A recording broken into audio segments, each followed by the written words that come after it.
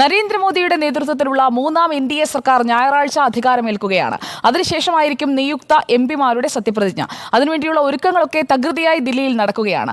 ഒരു M P ആയാൽ എന്താണ് മെച്ചം? ഒരു എം പിക്ക് എത്രയായിരിക്കും ഒരു മാസം കിട്ടുന്ന ശമ്പളം? ഇതൊക്കെ പലപ്പോഴും പലരും ചോദിച്ചു കേട്ടിട്ടുണ്ട്. അതുകൊണ്ട് നമ്മളതൊന്ന് പരിശോധിക്കുകയാണ്. ശമ്പളം എത്രയാണ്? എം പിക്ക് എന്തൊക്കെ ആനുകൂല്യങ്ങൾ കിട്ടും? അലവൻസായി എത്ര രൂപ കിട്ടും? ആ കണക്കുകളൊക്കെ നമുക്കൊന്ന് പരിശോധിക്കാം. ഒരു എം പി ആയാൽ കിട്ടുന്ന ശമ്പളം എത്ര? അടിസ്ഥാന ശമ്പളം എന്ന് പറയുന്നത് 1 ലക്ഷം രൂപയാണ്. 2018 ശേഷമാണ് ശമ്പളം ഇത്രയും ഉയർന്നത്. വർദ്ധിച്ചു വരുന്ന ജീവിത ചെലവ് ഉൾപ്പെടെ ചൂണ്ടിക്കാട്ടിക്കൊണ്ടാണ് സർക്കാർ എം പിമാരുടെ ശമ്പളം അന്ന് കൂട്ടിയത്. മണ്ഡലത്തിന്റെ അലവൻസായി കിട്ടുന്നത് 70,000 രൂപയാണ്. പ്രതിമാസം ആ തുക കിട്ടും. ലോക്സഭാ മണ്ഡലത്തിലെ ഓഫീസ് പരിപാലിക്കുന്നതിനും മറ്റു ചെലവുകൾക്കും വേണ്ടിയാണ് ഈ അലവൻസ്. ഇതിനേക്കാൾ കൂടുതൽ ചെലവാവുകയാണെങ്കിൽ എം പി സ്വന്തം കയ്യിൽ നിന്ന് കൊടുക്കേണ്ടി വരും. ഓഫീസ് ചെലവുകൾക്കായി കിട്ടുന്നത് 60,000 രൂപയാണ്. അതായത് സ്റ്റേഷനറി, ടെലികമ്മ്യൂണിക്കേഷൻ, ജീവനക്കാരുടെ ശമ്പളം, ഇതിനൊക്കെയാണ് ഈ തുക ഉപയോഗിക്കേണ്ടത്. പാർലമെന്റ് സെഷനുകളിലും കമ്മിറ്റി മീറ്റിംഗുകളിലും ഒക്കെ പങ്കെടുക്കുന്നതിനായി എം പിമാർ തലസ്ഥാനത്തായിരിക്കുമ്പോൾ താമസം, ഭക്ഷണം, മറ്റു ചെലവുകൾ എന്നിവയ്ക്കായി 2,000 രൂപ പ്രതിദിന അലവൻസിനും അർഹതയുണ്ട്. ഇനി മറ്റെന്തൊക്കെ ആനുകൂല്യങ്ങൾ ലഭിക്കും എന്നതുകൂടി നോക്കാം. എം പിമാർക്കും കുടുംബത്തിനും ഒക്കെയായി പ്രതിവർഷം 34 സൗജന്യ ആഭ്യന്തര വിമാനയാത്രകൾക്കാണ് അർഹതയുള്ളത്. അതായത് ഔദ്യോഗികവും വ്യക്തിപരമായ ആവശ്യങ്ങൾക്കൊക്കെ അവർക്ക് സൗജന്യ ഫസ്റ്റ് ക്ലാസ് ട്രെയിൻ യാത്രയും ഇതോടൊപ്പം ലഭിക്കും. എം പിമാർക്ക് അവരുടെ നിയോജക മണ്ഡലത്തിനുള്ളിൽ റോഡ് മാർഗം യാത്ര ചെയ്യുമ്പോൾ മൈലേജ് അലവൻസും ക്ലെയിം ചെയ്യാം. ഇതൊക്കെയാണ് അനുബന്ധമായി കിട്ടുന്ന കാര്യങ്ങൾ.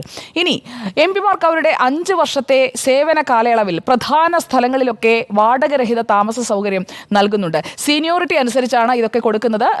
ബംഗ്ലാവ് അല്ലെങ്കിൽ ഫ്ളാറ്റ്, ഹോസ്റ്റൽ മുറികൾ ഇതൊക്കെ ആയിരിക്കും ലഭിക്കുക. ഔദ്യോഗിക വസതി വേണ്ട എന്ന് ഏതെങ്കിലും എം പി തീരുമാനിക്കുകയാണെങ്കിൽ അവർക്ക് പ്രതിമാസം 2 ലക്ഷം രൂപ ഭവന അലവൻസായി ക്ലെയിം ചെയ്യാം.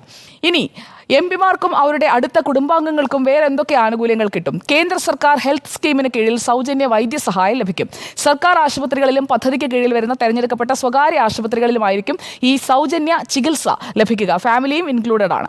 എം പിമാർക്ക് ഇനി മറ്റു കാര്യങ്ങൾ, അതായത് ഫോൺ, ഇന്റർനെറ്റ്, ഇതിനൊക്കെയുള്ള ഉപാധികൾ എങ്ങനെയാണ്? പ്രതിവർഷം 1,50,000 സൗജന്യ ടെലിഫോൺ കോളുകൾ വരെ അനുവദിച്ചിട്ടുണ്ട്.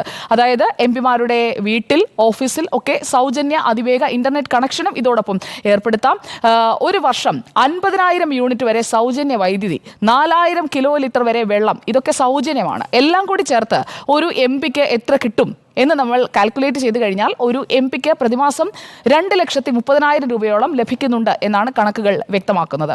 ഇനിയുമുണ്ട് ചില കാര്യങ്ങൾ കൂടി. ഒരു തവണ മാത്രം, അതായത് 5 വർഷം മാത്രം അംഗമായ ഒരു എം പിക്ക് പ്രതിമാസം പെൻഷനുമുണ്ട്. 25,000 രൂപയാണ് പെൻഷനായി ലഭിക്കുക. ഓരോ അധിക സേവന വർഷത്തിനും അവർക്ക് പ്രതിമാസം 2,000 രൂപ ഇൻക്രിമെന്റും ലഭിക്കും. ആൻഡമാൻ നിക്കോബാർ ദ്വീപ് സമൂഹങ്ങളിലെയും ലക്ഷദ്വീപിലെയും ലഡാക്കിലെയും എം പിമാർക്ക് മറ്റുള്ളവർക്കില്ലാത്ത ചില പ്രത്യേക അലവൻസുകളും ലഭിക്കുന്നുണ്ട്. അവരുടെ മണ്ഡലത്തിലെ ഭൂമിശാസ്ത്രപരമായ പ്രത്യേകതകൾ കൊണ്ടാണ് ഈ അലവൻസുകളൊക്കെ നൽകുന്നത്. അപ്പോൾ ഇതൊക്കെയാണ് എം പിമാർക്ക് ലഭിക്കുന്ന ശമ്പളം, അതോടൊപ്പം അലവൻസുകൾ, മറ്റ് സൗകര്യങ്ങൾ എന്നിവ സംബന്ധിച്ചുള്ള വിശദാംശങ്ങൾ. നിയുക്ത എം പിമാരൊക്കെ സത്യപ്രതിജ്ഞ ചെയ്യാനായി തയ്യാറെടുത്ത് ഇരിക്കുകയാണ്. അവരുടെ കൂടി അറിവിലേക്കെന്ന് പറയേണ്ടതില്ല. അവരിൽ പലരും ഇതിനകം തന്നെ പലവട്ടം എം പിമാരായവരാണല്ലോ.